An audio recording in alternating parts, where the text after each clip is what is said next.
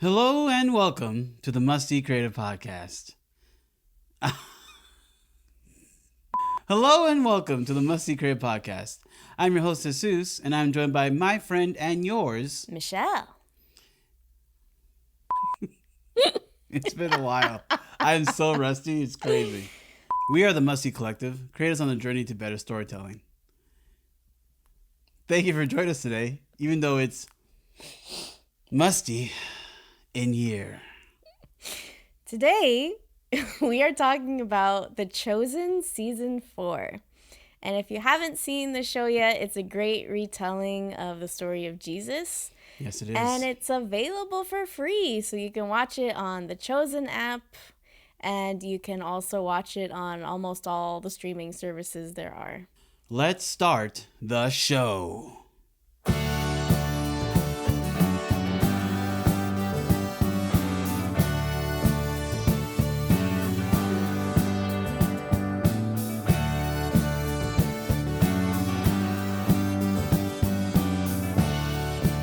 We talked about The Chosen seasons 1, 2, and 3, I believe, and now it's season 4. And we don't really have a format for this talking like we usually do. Like we go through like sequentially because there's so much to cover, and we don't have a long episode for you. But we're gonna go through some of the main stuff. But what we are gonna talk about is a theme, right? And the main theme that we've been discussing a lot when watching this season has been.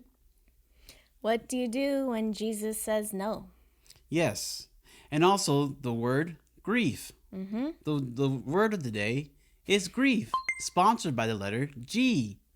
G for God. Not G for grief. G for grief, G for God. So there's a lot of death, a lot of grief as well. So there's like 3 key characters who die. And so spoiler warning, we're going to talk about it. Rama dies. Mm-hmm. Lazarus dies. And John the Baptist dies. Mm-hmm. Only one of those characters comes back to life. Can you guess who? Doom, doom, doom. It's Lazarus. The word of the day is Lazarus. Sponsored by the letter L. Take the L. Have a good day. Take the L. So first of all, in the beginning of the season, John the Baptist dies, first episode. Yes. It was kind of fortuitous if you study the Bible or if you just saw the first 3 seasons. Lazarus got himself locked up for talking trash about King Herod. You know, it is what it is. And we all knew this day was coming. Mm-hmm. But the way he went out was cinematic. It reminded me of like the end of Gladiator, to be honest. He was looking out into the field. He saw the lamb representing Jesus Christ. Mm-hmm. And then his like last words were said. He had the silver plate. Head got chopped off. I mean, it was like the best death of John the Baptist I've seen in film or television up until this point. It was really well done. Yeah, I feel like it was, I mean, not that it didn't do this for other people in other depictions of it, but we've spent so much time with John the Baptist in this show that I feel like it actually meant something when he did die. Because before, it's like you just get little glimpses of him here and there. Maybe it just shows like him baptizing Jesus. But you don't really like get that connection with like him and Jesus as cousins and like really getting deep into, I don't know, like who he could have been as a person. So like seeing him go was like actually painful to watch. Yeah, the death of Crazy John, that's what it was called. Creepy John. Creepy John. The death of Creepy John was really sad. Mm-hmm. But we don't miss the creepy. So it is what it is. But also, like, big props to the actor who portrayed John the Baptist. Just did an amazing job. Yeah. And yeah, just really, really sad. The dance that led to his death by Herodotus, or King Herod's, wife that he picked up from his brother, her daughter, like, was really well done as well. It was like super choreographed. I would have liked to have got to know the daughter more. There's been other stories that I've heard how they do it where she doesn't want to do the dance. You didn't really get any of that. They really just went straight for the dance. Yeah. So, they didn't play with that, but The Chosen has done such a good job with bringing in so many characters up to this point. It's like you don't want to spend more time. Here's this character's backstory and everything like that. And so I'm this is just a guess. I don't know for sure. But I'm thinking that person that they got to do that part is actually just a dancer and not as much an actor. Right. I don't know. Right. That's just my guess. That's why she didn't have too many speaking lines. No, I don't think she spoke at all. She said a few things, but it wasn't like I want to stop. Yeah. Yeah. So that's what my guess is. That she's mainly a dancer. And she did a great job. Like I was impressed. Yeah. So continues on with the story. One of the big things in this season has been the movement of the elders, the Jewish leaders. So again, like you have what is called the Sanhedrin, which is like the makeup of Jewish leaders from the Sadducees, the Pharisees, maybe another group as well. But essentially these are the religious leaders that are leading Israel from a spiritual standpoint, and obviously under the watchful eye of Rome. And so up until this point, we've been dealing with mainly like Shmuel and Nicodemus and a few others, like Rabbi Akiva, one of my favorites. Just a dope name, but also just a really, really classic villain. Like when he shows up, he's like, "Oh, Jesus is here," you know, it's like almost like he's tasting Jesus in the air. Oh yeah, he's like a little rat man. I don't know about that, but so it's kind of interesting. But now it just gets to like the bigger group and then the big fish. Yeah. We've been waiting for this moment for a while. He is the Emperor Palpatine of the biblical world. It is high priest Caiaphas. Now, the actor they chose for him, very cool. He did his job. I was hoping for someone even more mischievous looking, but he gave his speech and it was very, very, very scary, very like, wow, like they really are focusing on Jesus and they have this plan. Yeah. And you could tell like everyone in the room is kind of like, hey, everyone be quiet. Caiaphas is talking. And again, knowing more of the background for the Jewish people at this time period, the high priest was a person that they believe was able to talk to God and was a voice for God. So there was no questioning of Caiaphas in this moment. And so, what he was saying is the word of God, essentially, in that moment.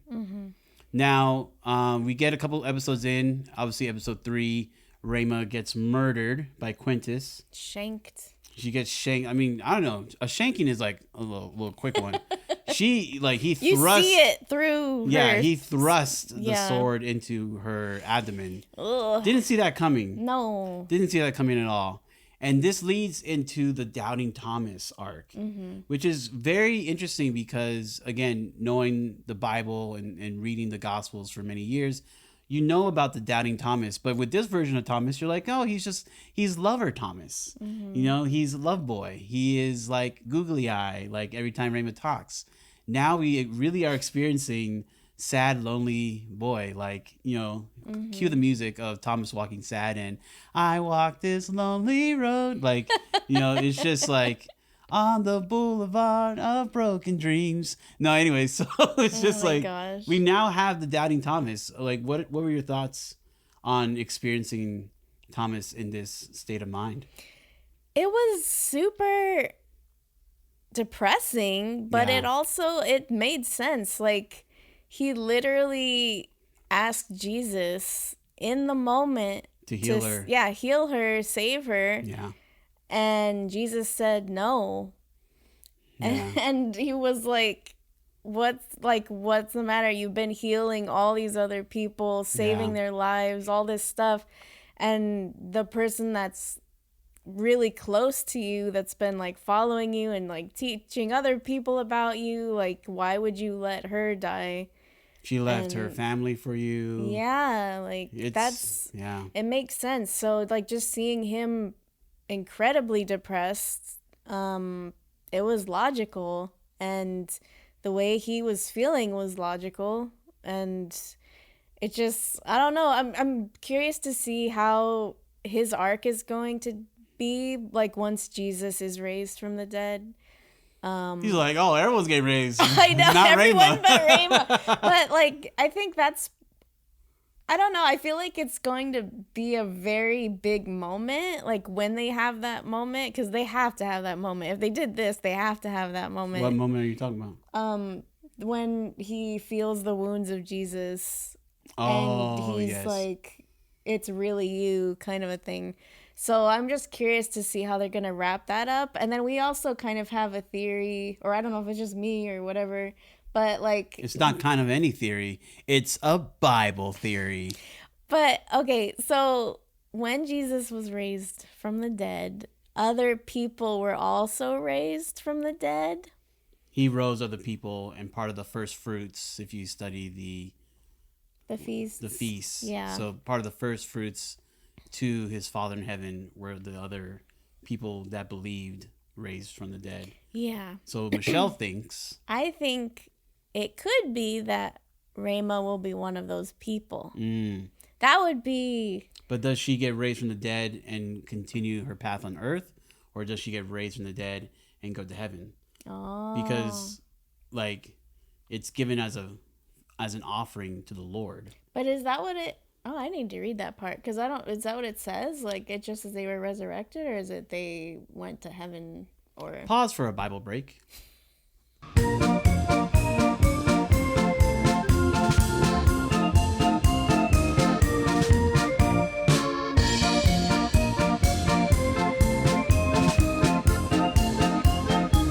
We do believe that Rayma will be back. Yes. Cool. Very cool. The word no, the letter N. The word of the day is no, sponsored by the letter N. Also stands for neither. None of your business. None of your business. Mind your business, because it's none of your business. Oh, Anyways, man. so with Quintus going crazy, and there's so much more I kind of want to talk about. Maybe we can do a roundtable with some other chosen people, because what was Quintus doing? Why did he do it? And then our wonderful eating police secret agent of Rome guy, he pushed Quintus into that moment, in my opinion. Guy stood his ground. Proud of Guy standing his ground. But literally, Quintus was pushed into that moment. Like, I don't know why he pushed him into that moment. Because he was literally like, you better do something now. Like, your career is defined by this moment. It's like, dude, nothing's happening. Jesus is just giving a speech. Akiva's doing his thing. Like, oh, Jesus is here. I'm going to cause some confusion. You know, like, stuff like that. Yeah. And then Quintus ends up thrusting a sword into Rayma. Now, let's just talk about now, because we have to move on to other stuff. My main critique of this season, and it's been my only major critique of the show, I did not understand the choreography or blocking of the characters when Thomas grabs Rayma and then walks right by Quintus with the sword and bumps into him. And so then Quintus turns to get Thomas, but it's Rayma behind Thomas, so that Quintus turns around and shoves the sword into Rayma. Mm-hmm. I'm gonna move past the part that I'm critiquing the producers, the writers, the director. Like, I'm not gonna move forward with that, because again, there are probably many creative decisions behind that. But from a Thomas character standpoint, let me just get inside Thomas's head. Mm-hmm. What were you thinking? Why didn't you, like, if that is your love of your life, why would you rush past the man who has a weapon that can kill her and not protect her better? Yeah. If I was her father, I would beat him just for that. I wouldn't kill him, but I would beat him just for that. Yeah, it didn't make sense. I feel like, so my fix for that would have been, it would have made more sense if some random person bumped into Quintus and Thomas and Rayma happened to be trying to escape nearby, and then he stabs her. You should have gone to the other side of the crowd. Why would you rush past Quintus? I don't get it, except for the fact that maybe they're trying to get to Jesus' path because that's where they were going. Yeah. But again, And Thomas, And he's also just a very anxious person, so maybe he wasn't just freaked thinking out. straight. Yeah. Like, if that had been Z would have known what to do in that moment. Yeah. But it wasn't Z. It was Thomas. And so Rayma got not shanked. She got thrust in the abdomen She with a sword. got impaled with a sword. She got impaled with a sword. Mm-hmm. Props to the actress. She really sold that scene. Yeah. She really, really sold that scene. She did a great job. And, sad to have you go. Mm-hmm. We miss you already. Yeah. Cue the sad music. Montage. Well, that was a beautiful montage. Anyways, moving on. There's so much to cover in this season. We're going to just keep moving on. So after Quintus does his craziness, Quintus loses his job as praetor of Capernaum, and Gaius gets the job, which is pretty cool. So he has this like almost like a full arc now. Yeah. And we'll talk more about Gaius later on. But he gets the job of praetor. He goes from premier to praetor. I thought that was really cool. Mm-hmm. I'm very happy for him. Yeah, his toxic boss was fired. Toxic boss. But he was a cool character. So I am going to miss Quintus. Yeah. I feel like he's going to show up again. Like, I feel like I don't know. I can't see that being the end of Quintus. Like, he's such a big part in this whole thing. I feel like somehow he's going to show up again. Maybe at the crucifixion. Maybe he'll be in charge of something. I finally got you, Jesus. I don't know. Yeah. That's my guess. Yeah. Him and Rabbi Akiva will be holding hands and be like, this is our moment. But yes, moving on from that. So Simon gets a new name, and the name is Peter. And again, growing up with the Bible, like it wasn't a big deal because I always heard it as Simon or Peter or Simon Peter. So I never took it like as a big deal of like, oh, he got a name change. Mm-hmm. But when you watch this scene, this is after John the Baptist has been murdered and they're having Shiva for him. And Jesus takes them to a temple for like false or pagan gods and then does this whole speech. And he's like, who am I? And then Peter's like, you're the son of God. And then Jesus is like, you are now Peter. Like it was a really big deal to that group. Mm-hmm. And it kind of was like a major link to the rest of the season because like Peter was kind of like officially Jesus' right hand man, which I don't know if Jesus really had that kind of like real structure, but it like that's what it felt like in the show. Yeah. And yeah, like what you're saying, I feel like when I've heard sermons about this or I've read like articles or whatever, they always focus on everyone else who got a name change, like, oh, it was a huge moment for this person. Who do we talk about? Like, so Abram to Abraham, Sarai to Sarah. Then you have Saul to Paul, Jacob to Israel. Yeah, those are huge moments. Yeah, so I've never really heard anything about like emphasizing that. Like Simon to Peter. Yeah, like what that meant. And why and it wasn't Simon Peter. But... Everyone was very clear. Jesus was very clear. Peter. Yes. Peter. And it was very funny how people were making a mistake of like Simon Peter. Like even to his wife. Mm-hmm. Was his wife Eden? Yeah. He was like Peter. Like, would you be upset if I just came in and be like, "Might have a new name now"? Joshua. Just call me Joshua. It would be weird at first. And I didn't like give you any leeway, like Joshua. Mm-hmm. If you made Jesus, no Joshua. I'm serious. That would be interesting.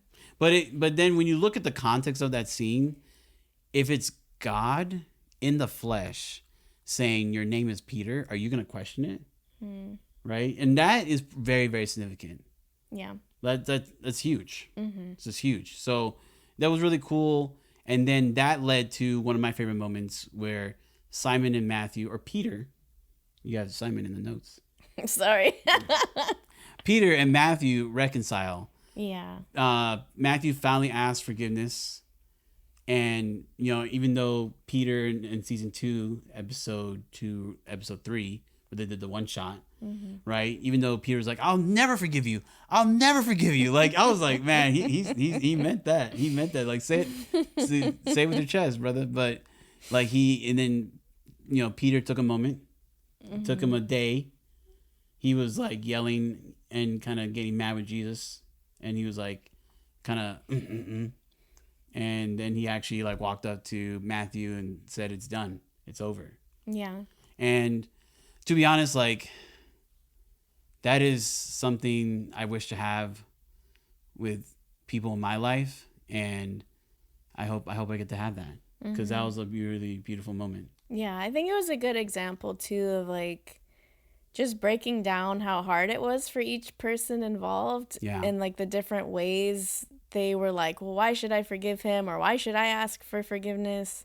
And like it just didn't make sense because there were so many emotions around that instance. And so it was cool to like break it down into steps, and Jesus like really explaining it to each person, like and it was really hard for them to hear his answer, but he just like gave it to them, like, this is what you have to do. And it was really cool because Matthew's like apologized for what he did. Peter apologized for what he did. And he didn't really like Peter didn't really like say like everything, but he was just like, I forget. Like, I guess because that was a big thing. It wasn't really about Peter apologizing. It was more about Matthew apologizing. Yeah. Peter forgave him. Mm-hmm. And then it was over. Yeah. Right. But it was also like a wrap up of like, because I guess Peter kind of made amends of like in the previous seasons where he was actually like being nicer and acknowledging Matthew's existence outside of the whole he was a tax collector thing. Mm-hmm. But the point is that when he gave that hug, he was like, I forgive you. It's over. We're good. Mm-hmm. That was very beautiful. Yeah. To me, it was even more impactful, that forgiveness, than Matthew sit down with his parents in season 3. Yeah. For me personally. Well, I think it's because we had more time with both of them and just like seeing the dynamic of the relationship. Yeah, I guess just to me it was still triggering because my own parents' relationship, so I was like, I don't want to hear this. Too close to home. Too close to home. But yeah. Yeah, one thing I really liked was the way they're portraying Judas. Do we have to talk about him? I don't want to talk about him. Just real quick. The word of the day is Judas. Also, the letter sponsored by the letter J, which also stands for jerk. J is for jerk. So like just this mindset, because that was another thing, like I think we brought up the other day, of like Judas in this show was the only one that wanted to follow Jesus and asked Jesus if he could follow them. Mm-hmm. Everyone else, Jesus was like, follow me. Like he picked each person. Judas was not necessarily chosen in that way. Chosen. And so like he had his own ideas of what he thought Jesus should be and what the ministries should look like and what the kingdom of God meant. And it was very earthly and militaristic, and like we need to dominate and take over and defeat other people. And this whole idea of Jesus like turning the other cheek and being kind and helping people in need, and like being kind to enemies. And like at the end of the show when he's like riding out on a donkey, the complete opposite of what a military leader would do at that time. Like they would ride in on a big horse. It's like completely like an upside down kind of version of what Judas thought should happen. And so just seeing that, like his faith in Jesus kind of like getting, I don't know, it was wavering, complicated. And like he's like, is this the right guy? Because like he's not doing everything I think he should, and I gotta start taking control and like taking money out of the purse and like start doing my own thing so I can help him get on track, kind of a situation. Yeah, and you see that in the final, like in the season, the second episode or the final episode of the finale, where Shmuel and Judas had that meeting after Shmuel fails to understand what Jesus is doing, and that is going to lead us to the 30 silver coins, or the 30 pieces of silver. Yeah. So yeah, his faith is wavering, and this show has humanized Judas a lot more than I would have ever given him any credit for. Mm-hmm. And I'm not a big fan of Judas. I'll just be honest. The actor is amazing. Nothing against the actor; he's doing a great job. But not a fan of the character. Not a fan of Judas. So yeah, kind of waiting for him to hang himself. No, I'm sorry. That's so messed up. It's just it's just so annoying. It's like, bro, why are you here, bro? Like, if you're not part of the movement, just go. Yeah. Just go somewhere, bro. Like, why? Why are you here, bro? Mm-hmm. But like Rabbi Akiva, just smelling Jesus. I'm like, Jesus. What can I do to trap him? On the brighter side, yeah. Gaius Mm-hmm. completely converts to Christianity. Well, technically to Judaism. Judaism. Yeah. Yes. Because there's no Christianity yet.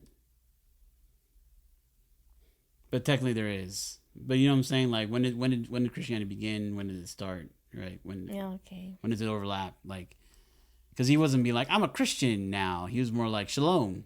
Yeah. Kind of thing. Mm-hmm. But his conversion, his arc, like, he gets to be preacher, but he also now has the weight of, like, people in Rome finding out that he believes in this preacher from Nazareth. Mm-hmm. So that's going to be very interesting moving forward for him.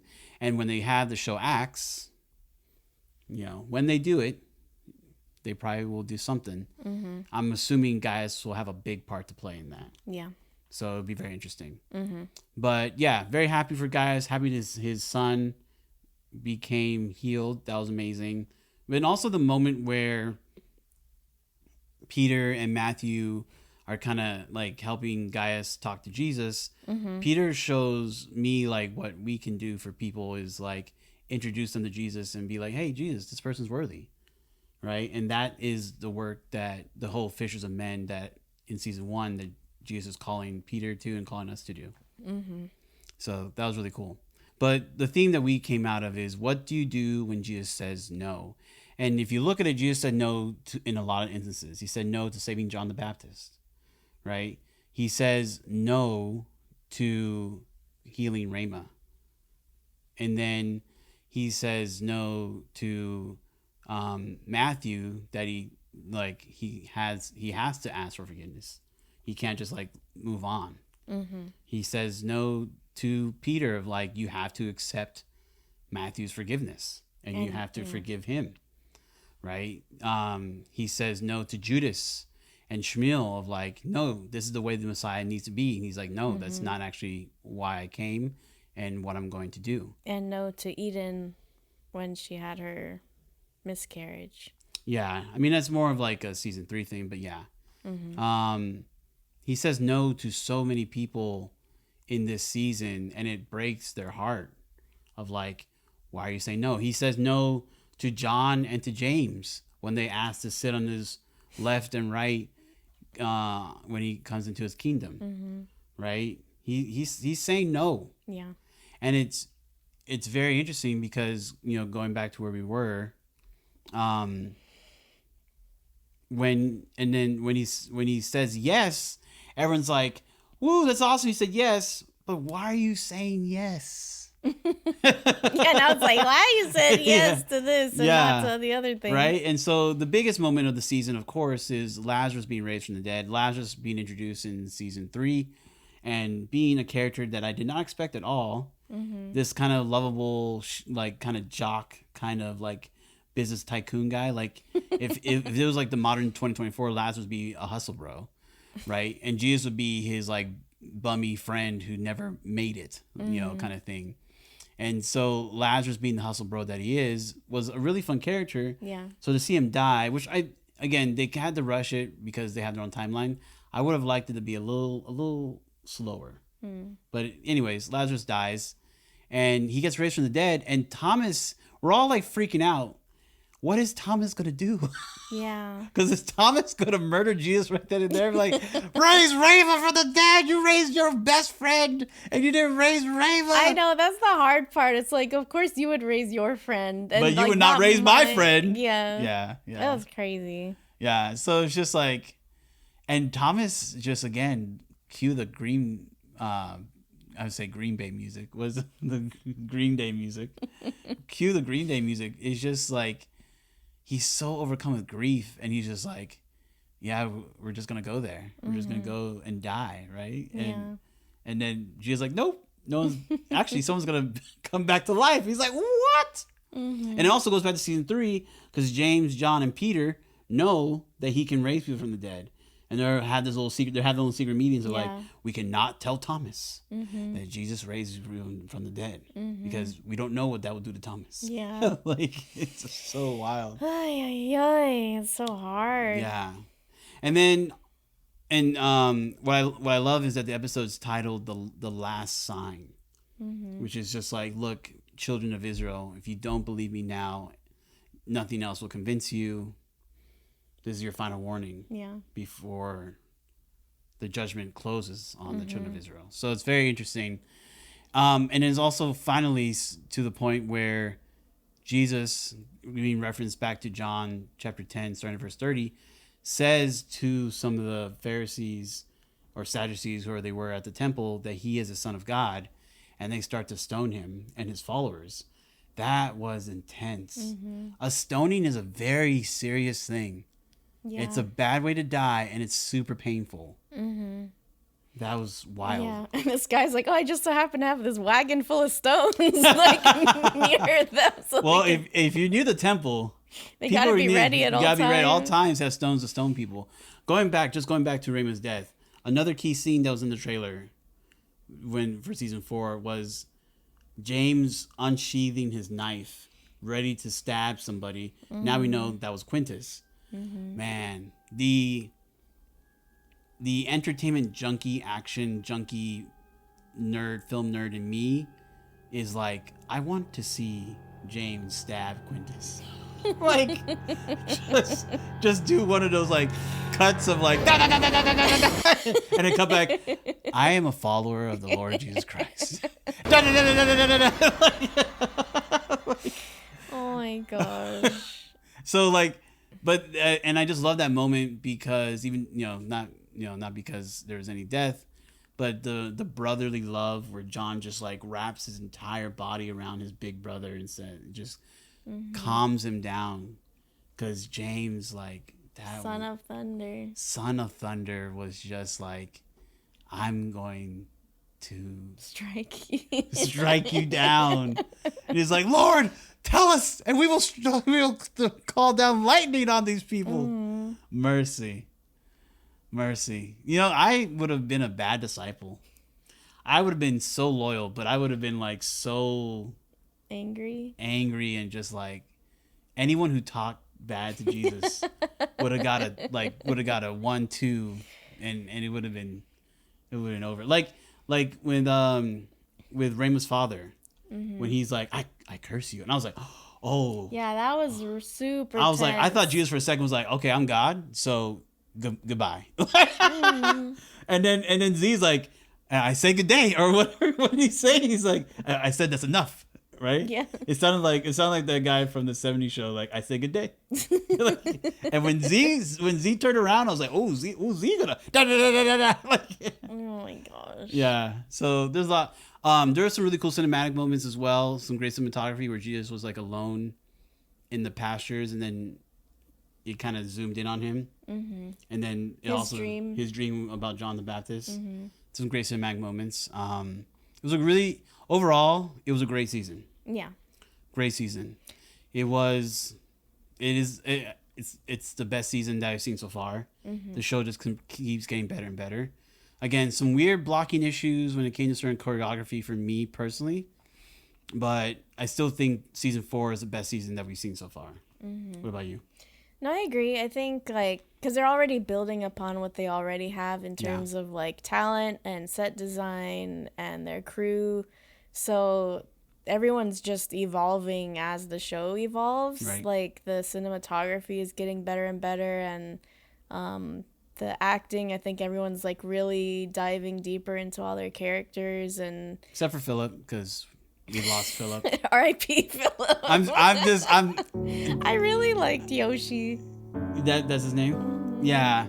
No hate on the other actor. It's just like every time I see him, like, you're not Philip, bro. We gotta warm up to Philip. It's hard to replace him because he was so good. Yeah. He was so good. And the other guy's good too. It's just he's only had like 2 lines in the whole season, yeah. But so it's just hard to get so to know weird him. because like I was like, oh, Philip, and he's like, oh, he's not there. He's not there. And like I know they changed James out like 3 times, so it's like, I get it, but there's just something about Philip that was just locked into my brain. You know, it's like if they replaced Matthew. Oh yeah. If they replace Matthew, I'm like,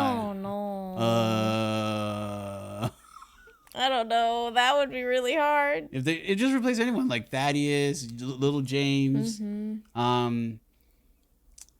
they could replace Andrew maybe. Sometimes I wonder if like they would replace Jesus. Like if no, that would be so. But it would be healthy. It would be healthy for all of the people watching. Yeah. So we can stop attributing Jonathan to Jesus.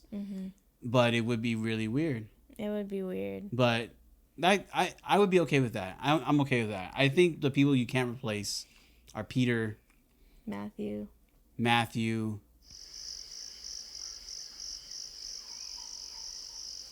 Mary. No, you can replace Mary. What? No offense. I'm just saying, like you could. I don't know. I think our homie Thaddeus can replace him.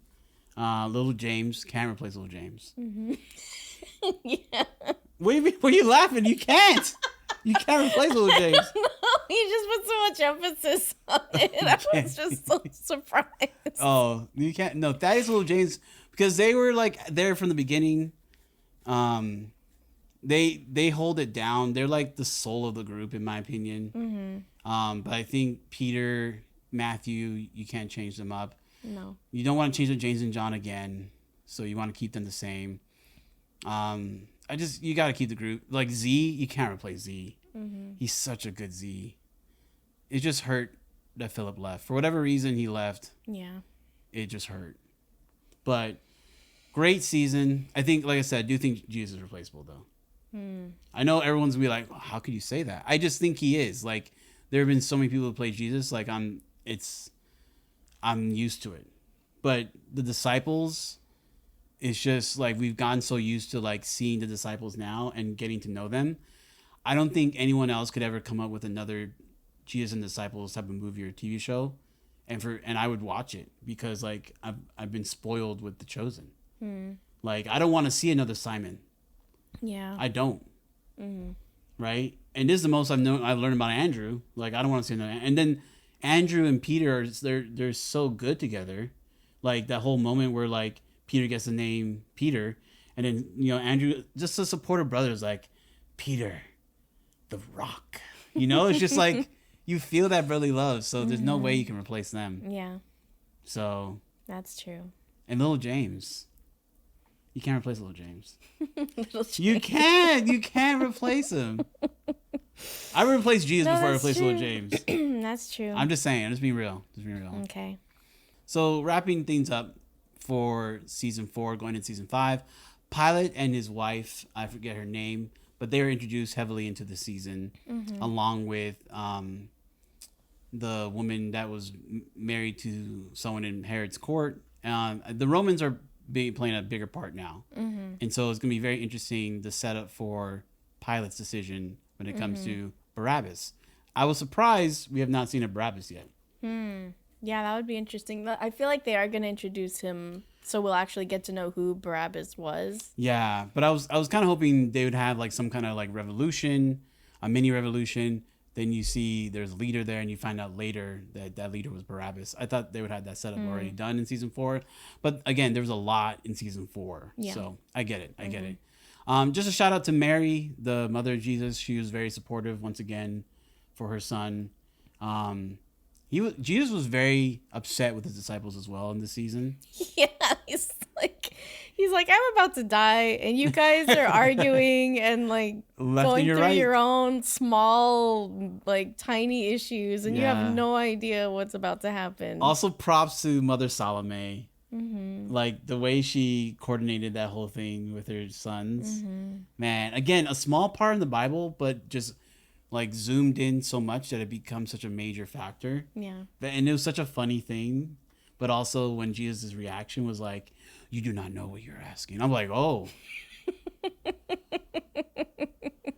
You better stop talking. That was crazy. Yeah. So very good. Great season.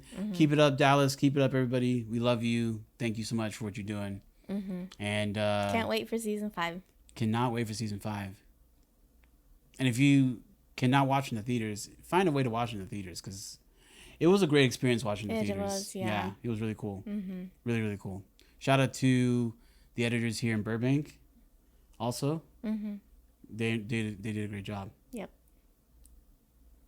Michelle wants me to wrap up this episode, so that's our review of season 4 of The Chosen.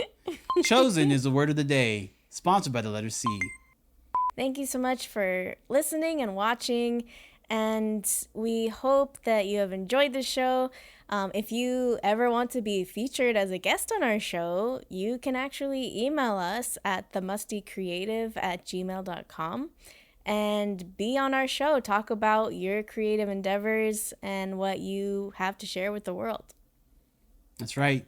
And we want to thank our monthly supporters on Patreon for supporting us every month with their donations to our podcast. And again, just very thankful to our patrons. And if you want to be a patron, just find us at patreon.com/Musty Creative. Mm-hmm.